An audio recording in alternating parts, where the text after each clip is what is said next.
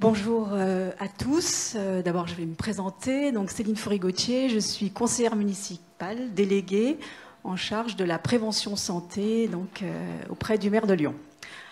Alors, je suis très heureuse, je vais vous remercier de m'avoir invitée parce qu'effectivement, la question de l'alimentation est un sujet en matière de prévention santé, mais ça m'a donné aussi l'occasion d'aller un peu explorer tout ce que nous faisions en tant que ville, parce que c'est aussi une spécificité de savoir finalement qu'est-ce qu'une ville et qu'est-ce qu'elle fait en la matière et en matière de l'acte finalement de nourrir, acte citoyen.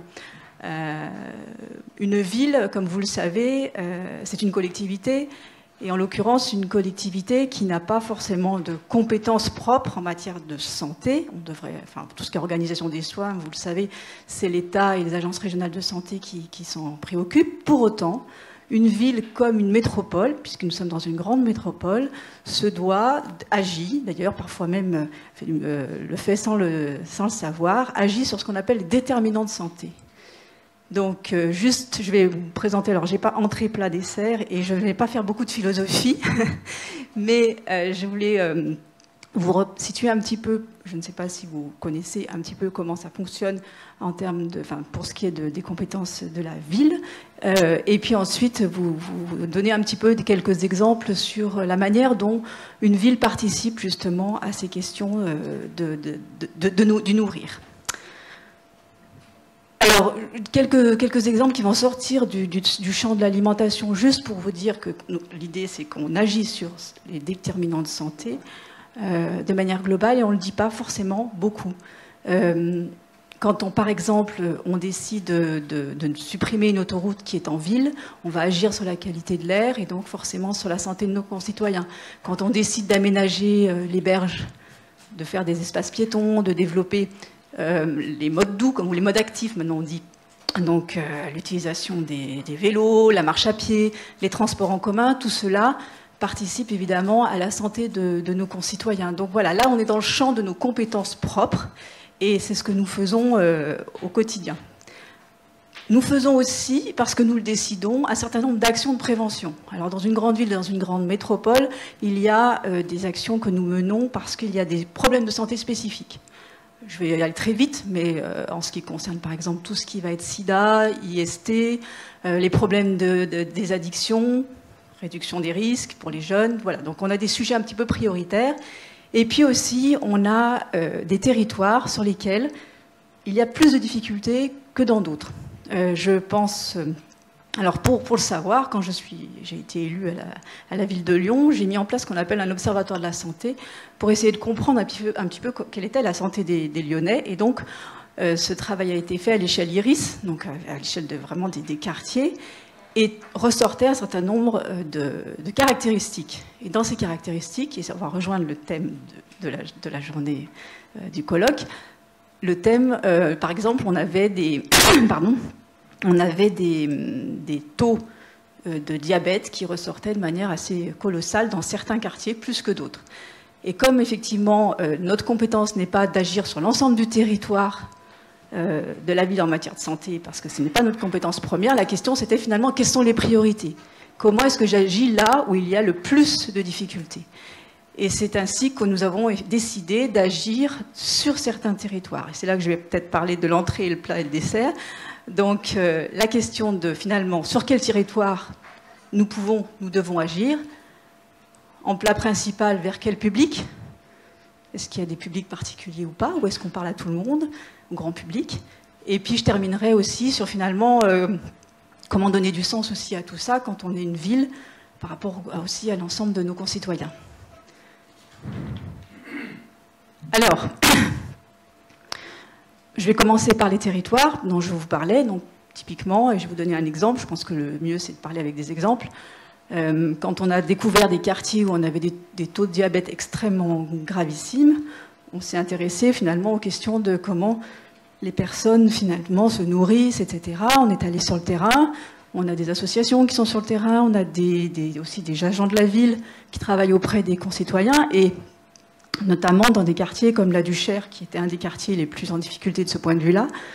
On a aussi des sociologues qui nous ont fait part d'un certain nombre de leurs connaissances et qui nous disaient qu'il y avait des aspects, ça rejoint aussi ce qui a été dit par monsieur, je ne sais, monsieur, j'ai oublié votre nom, excusez-moi, monsieur Pierron, voilà, monsieur Pierron, il y avait des aspects sociaux et culturels, c'est-à-dire que l'acte de se nourrir, c'est aussi extrêmement différent selon là d'où on vient. Et en l'occurrence, par exemple, et c'est le lien avec le diabète, un certain nombre de personnes, dans des milieux très modestes, considéraient que le fait de donner un soda à ses enfants, c'était dire « je peux le faire ». C'était pas, voilà, je peux le faire parce que l'eau finalement c'est gratuit et moi je peux montrer à mon enfant que je peux lui offrir quelque chose de plus, d'une certaine manière. Et si on ne comprend pas ça, je pense qu'on a des difficultés ensuite pour justement faire en sorte qu'un certain nombre de comportements puissent évoluer dans le sens de la santé de nos concitoyens. Donc ça, c'est juste pour vous donner un exemple, mais ça nous oblige aussi à nous poser des questions sur la manière, finalement, de parler et d'être à une population qui est extrêmement diverse et avec qui il faut parler de l'alimentation, qui peut être effectivement du plaisir, qui peut être du partage, mais qui peut être aussi extrêmement nocive et dont il faut vraiment voir avec elle comment trouver les moyens pour expliquer comment mieux s'alimenter. Alors à la Duchère, par exemple, on a travaillé beaucoup, et je pense que c'est très important de travailler avec les enfants dès le plus jeune âge sur ces questions-là, si justement dans leur famille ce n'est pas le cas. Par exemple, avec l'association de foot, beaucoup d'enfants arrivaient le matin, le ventre vide, donc ils ont mis en place ce qu'on appelle un passeport santé. Et dans ce passeport santé, les éducateurs, on parlait de petit déjeuner, qu'est-ce qu'on mange. Alors, il n'y avait pas que la question santé alimentation, il y avait aussi le sommeil, il y avait aussi un certain nombre de sujets voilà. Et le vecteur devenir un bon joueur de foot était important, c'est-à-dire que c'était si je mange bien aussi, je peux mieux jouer. C'est-à-dire que le lien aussi était fait pour que l'enfant comprenne que c'était pas une punition de absolument prendre un petit déjeuner ou se coucher tôt le soir, mais vraiment que c'était pour lui aussi le moyen demain quand je vais jouer sur le stade, eh bien je serais mieux, en meilleures conditions et donc je jouerais mieux pour mon équipe. Donc il y avait des petits déjeuners. On a associé les parents aussi. Les parents sont associés dans 3 petits déjeuners par an, par exemple. Et puis il y a aussi une diététicienne qui intervient régulièrement auprès de l'AS Duchère.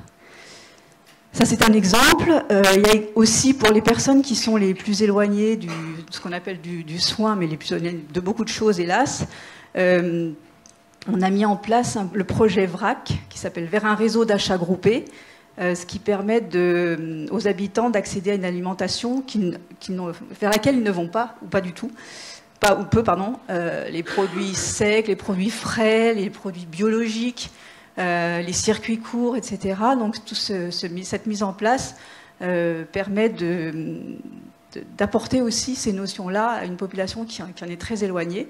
Et on essaye de le faire aussi avec des figures, en associant des figures, on va dire, un peu médiatisées. Nous avons la chance d'avoir Grégory Cuilleron, qui est un cuisinier qui s'est rendu célèbre avec une émission à la télévision. Donc il vient, par exemple, je crois que c'est au mois d'octobre, dans le quartier, parce qu'il paraît, les femmes ont fait un livre, fabriqué un livre de recettes qui est partagé justement entre les recettes d'ici et les recettes d'ailleurs, et il viendra pour le lancement de ce livre. Donc pour dire, voilà, donc c'est la manière aussi de valoriser les recettes de différentes recettes de tous ces pays qui sont représentés dans ces quartiers, et de parler justement de la bonne manière de cuisiner et puis d'utiliser aussi un certain nombre d'ingrédients qui sont parfois meilleurs que d'autres. Il y a également, on parlait du cuisiner, le centre social qui organise des ateliers mensuels sur l'équilibre alimentaire. Et puis il y a aussi un projet avec des femmes qui sont très très demandeuses. Alors On pourrait espérer qu'il y ait plus d'hommes, par contre. Ça, c'est un problème. On a un gros problème de parité dans l'alimentation, hein, si je peux me permettre. mais il y a un projet qui s'appelle Papote et Popote. Voilà. Donc, c'est toujours pareil. C'est comment réunir des femmes autour de l'idée de cuisiner pour parler aussi d'alimentation, d'équilibre, d'achat, parce que parfois on ne sait pas, mais quand on achète des produits frais, ben, ça coûte moins cher que d'acheter des produits déjà transformés. Voilà, donc il y a tout un projet qui est en train de se monter. Donc voilà, ça c'est juste une illustration sur la Duchère, mais nous le faisons aussi sur tous les quartiers qui ont un certain nombre de difficultés dans notre ville. Alors après, donc ça c'est la partie territoire, c'est-à-dire qu'en gros, effectivement, on va privilégier les territoires où on rencontre le plus de problèmes et on part des indicateurs de santé, en tout cas, c'est ce que moi je fais dans le cadre de ma délégation. Parce que ma délégation ne concerne pas tous les sujets alimentation. Typiquement, moi je m'occupe de la prévention santé, donc dans ces quartiers-là, tout ce qui va être alimentation liée aux écoles, aux crèches, ça va être l'adjoint en charge de l'éducation. Ce qui va être lié tout ce qui va être personnes âgées, c'est l'adjointe en charge des personnes âgées. Donc nous sommes nombreux, les élus, à traiter de ce sujet, ce qui participe aussi au fait peut-être on manque aussi de visibilité sur tout ce qui se fait dans une ville, en tout cas à Lyon, et que c'est vraiment intéressant pour le coup de venir en parler aujourd'hui, parce que j'ai fait l'effort aussi d'aller voir mes collègues et essayer de voir les différents services pour finalement comprendre et expliquer le mieux possible, j'espère, tout ce qu'on peut faire, ce qu'on fait, dans le cadre des différentes compétences d'une ville. Alors, en termes de public, je vais aussi sans doute passer rapidement, mais comme vous le savez, nous avons des crèches municipales. Et l'objectif, c'est permettre à l'enfant de découvrir, d'expérimenter de nouvelles odeurs, saveurs, de nouvelles textures, de bénéficier d'une alimentation variée et d'une diversification progressive. Alors, ça ne se fait pas de manière comme ça, crèche par crèche. Il y a une commission qui existe, alimentation composée de cuisinières, directrices de crèche, pédiatres, des conseillères en hygiène et diététique, et elles ont lieu tous les mois, et parfois même, de temps en temps, sont associées les toques blanches. Voilà, parce que l'idée aussi, c'est l'idée à la fois de parler de la bonne cuisine, d'échanger aussi sur qu'est-ce que c'est que la gastronomie quand on est tout petit, et puis de valoriser aussi, je pense, le travail qui est fait par un certain nombre de femmes, parce que ce sont souvent des femmes dans les crèches qui font la cuisine, et qui sont très heureuses aussi d'échanger sur ce qui fait leur cœur de métier avec des grands de la cuisine. Donc dans cette commission, on prépare les menus, et donc on parle des produits de saison notamment, on échange des recettes, des repas qui sont faits maison, sur l'ensemble des personnes qui font la cuisine. Évidemment, puisque c'est de plus en plus un problème, il faut répondre aux besoins spécifiques de certains enfants avec les allergies, et puis aussi certains qui ont connu des difficultés à la naissance, comme les grands prématurés, où il faut absolument avoir une approche spécifique. C'est aussi, on n'en parle peut-être pas beaucoup, mais participer au développement psychomoteur de l'enfant, c'est-à-dire mastiquer, la coordination, ce sont des points importants du développement, et c'est lié au fait de se nourrir. Ça prévient aussi tout ce qui est pathologie d'immunité. Et ça répond aussi, hélas, à un rééquilibrage nutritionnel, notamment dans les populations les plus fragiles, sur certains de nos territoires, comme je l'évoquais précédemment. Alors les crèches aussi, on parlait finalement de la production, la relation urbain-campagne, finalement, qu'est-ce qu'on achète comme produit.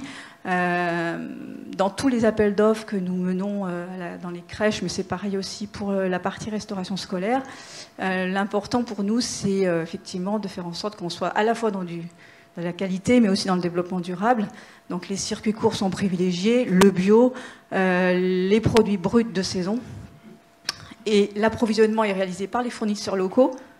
Les bouchers sont lyonnais, les fruits et légumes sont par un grossiste de la région. Et donc ça permet aussi, avec cette saisonnalité, de participer à l'éducation au goût, et c'est l'objectif par rapport même à ces tout petits, de leur faire découvrir. Alors, pour vous donner un exemple, sur la partie enfance, on est à 25% de produits bio, plus de 30% des fruits, 50% des légumes frais. Alors bien sûr, vous allez me dire pourquoi pas 100. Bon, c'est compliqué d'arriver à 100, on y arrivera un jour, mais c'est vrai qu'on est dans une progression, et notamment sur la partie scolaire, on a des objectifs assez ambitieux qui dépassent ceux des objectifs nationaux. Mais voilà, après, il faut aussi effectivement que l'approvisionnement soit réalisable, et quand on fait, comme dans nos cantines, 30 000 repas par jour, il faut aussi pouvoir trouver les fournisseurs qui répondent à cette demande. Chaque jour, un produit frais est proposé aux enfants, par exemple. Je dis ça, mais enfin, ça paraît... Enfin, ça vous paraît normal peut-être, mais je pense qu'il y a quelques années, ça n'existait pas. C'est-à-dire qu'il y a quand même une prise de conscience dans les collectivités de l'importance de la manière de nourrir. Alors à l'école, comme vous le savez, là, on parlait de crèches, on fabrique dans les crèches. L'école, on fait appel à une société, parce qu'il y a trop de repas pour le faire dans chaque école.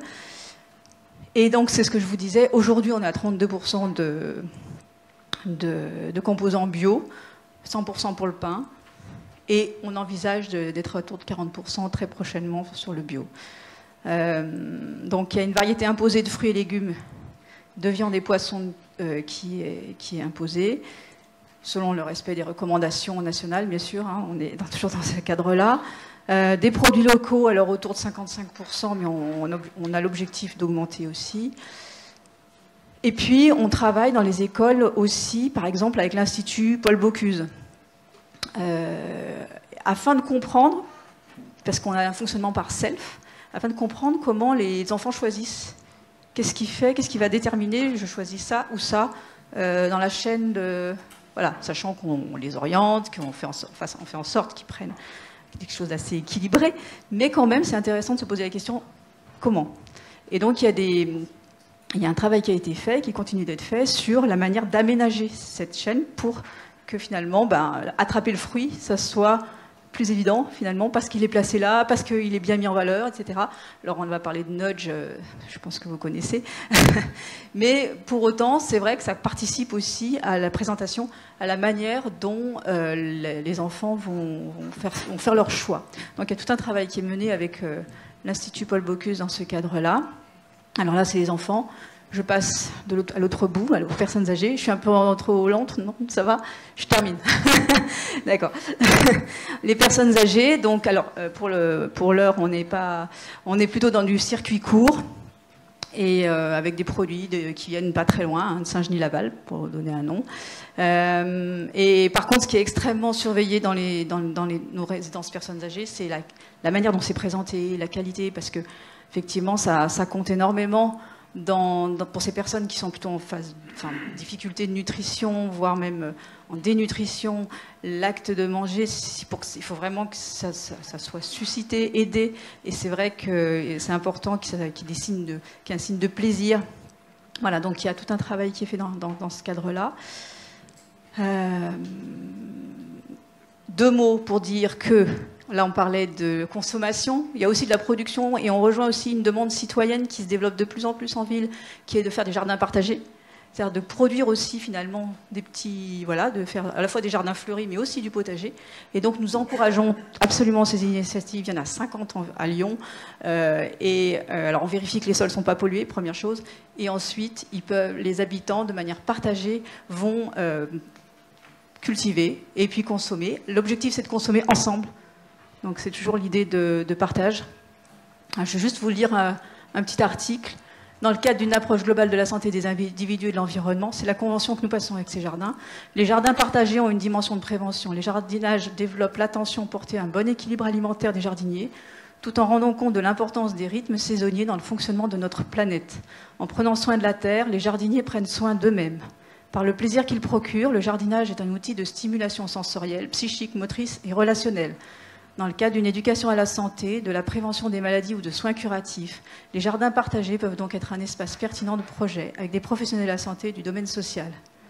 Dans la perspective d'un système alimentaire durable, les jardins partagés permettent d'obtenir pour des coûts et des impacts énergétiques et environnementaux réduits des graines, des fruits et des légumes autoproduits. Les jardins partagés stimulent ainsi la créativité des initiatives locales visant à diversifier les lieux de production alimentaire. Ils peuvent exprimer une volonté citoyenne et politique de développer l'agriculture urbaine comme une alternative à la dépendance alimentaire. Voilà, donc nous sommes vraiment dans cette politique à Lyon depuis des années. Et je terminerai par alimentation et plaisir. Finalement, c'est le dessert de mon intervention. Pour dire aussi que quand on parle se nourrir et santé, le lien, on pense souvent aussi à l'hôpital. Alors, l'hôpital, on ne peut pas dire que ce soit forcément un endroit où on se régale, mais je ne vais pas rentrer dans ce sujet de la restauration hospitalière qui n'est pas du tout de la compétence d'une ville. Pour autant, on a soutenu un projet des HTL qui nous a paru extrêmement intéressant, c'est l'implantation d'une brasserie de Thierry Marx. C'est-à-dire que même à l'intérieur d'un hôpital qui est très vaste, quand vous vous promenez, que vous avez pour aller voir un proche, souvent la qualité autour, et puis voilà, c'est pas terrible.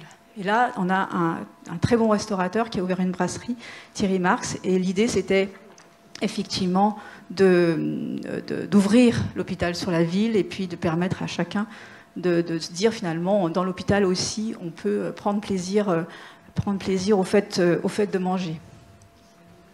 Et bien, j'ai terminé pour vous dire que pour nous, c'est assez évident de faire vivre cette tradition gastronomie et santé, parce qu'on a les deux traditions à Lyon. Et que j'ai presque envie de vous donner rendez-vous puisque nous allons ouvrir en 2019 la Cité de la Gastronomie à l'Hôtel Dieu, donc qui est un grand projet qui est en train de se monter et dont le maire de Lyon et le président de la métropole ont vraiment insisté sur le fait de parler de gastronomie au sens aussi de l'alimentation, de la bonne santé. Et donc nous allons nous appuyer, la ville, sur toute cette cité pour développer tout un tas de projets, que ce soit dans le cadre de la Semaine du Goût ou même dans les Journées européennes du patrimoine, puisque maintenant on sait que le repas est un élément du patrimoine international. Voilà, merci. Désolée si j'étais un peu longue.